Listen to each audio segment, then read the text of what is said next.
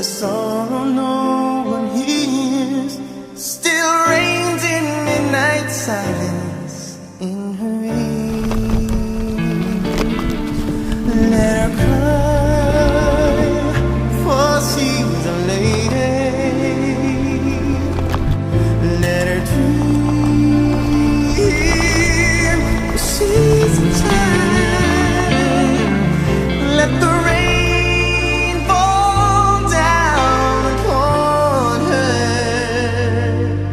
She's a free and gentle flower growing wild. And if by chance that I should hold her, let me hold her for a time. And if the light would one possess her, I would give her from the